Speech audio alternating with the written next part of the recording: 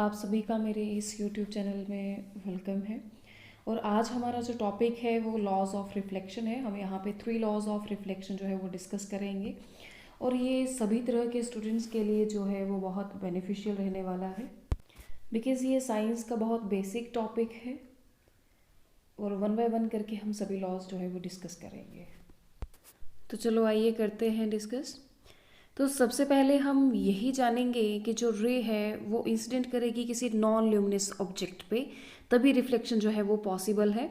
और first law यही कहता है कि जब हमारे पास लाइट इंसिडेंट करी किसी मिरर पे, किसी पॉलिश्ड ऑब्जेक्ट पे या किसी नॉन ल्यूमिनस ऑब्जेक्ट पे, तो इंसिडेंट होने के बाद वो बाउंसेस ऑफ हुई उस मिरर से, तो उसने रिफ्लेक्शन का प्रोसेस है वो दिया।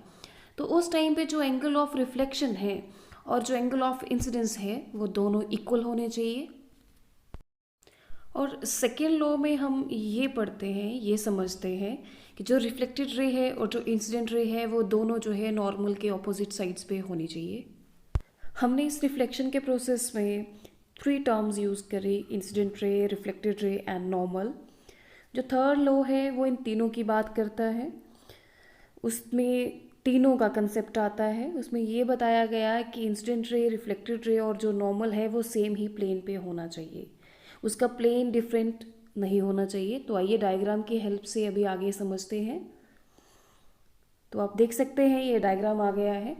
तो यहाँ पे जैसे कि आप देख रहे हो, लाइट इंसिडेंट कर रही है मिरर पे यानी नॉन ल्यूमिनस ऑब्जेक्ट पे, और इंसिडेंट होने के बाद जो रे है वो सेम ही प्लेन में रिफ्लेक्ट बैक कर रही है। यानी यहाँ पे जो आप देख रहे हो वो एंगल ऑफ इंसिडेंस और एंगल ऑफ रिफ्लेक्शन दोनों बराबर आ रहे हैं। और normal angle of incident ray और एंगल ऑफ रिफ्लेक्टेड रे को 2 इक्वल पार्ट्स में जो है वो डिवाइड कर देता है।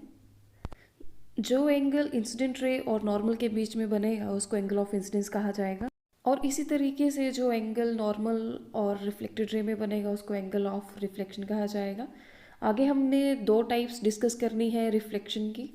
हम यहाँ पे रिफ्लेक्शन के 2 टाइप्स डिस्कस करेंगे, एक स्पेक्युलर रिफ्लेक्शन और दूसरा डिफ्यूज रिफ्लेक्शन। तो आइए एक एक करके हम इनको डिस्कस करते हैं। सबसे पहले स्पेक्युलर रिफ्लेक्शन।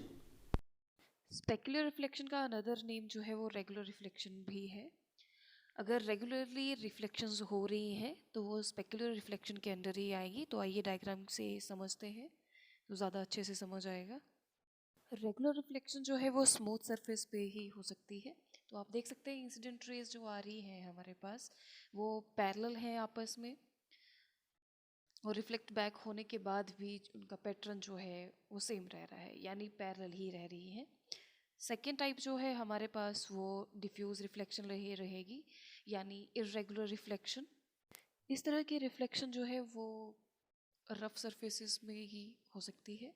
और इस टाइप की जो रिफ्लेक्शन रहेगी उसमें इंसिडेंट रे जो है वो मैनी एंगल्स पे रिफ्लेक्ट करेगी, एक ही एंगल पे रिफ्लेक्ट नहीं करेगी, वो नंबर ऑफ एंगल्स पे रिफ्लेक्ट बैक करेगी, यानी बाउंसेस ऑफ जो करेगी वो नॉन ल्यूमिनस ऑब्जेक्ट पे वो डिफरेंट एंगल्स पे करेगी।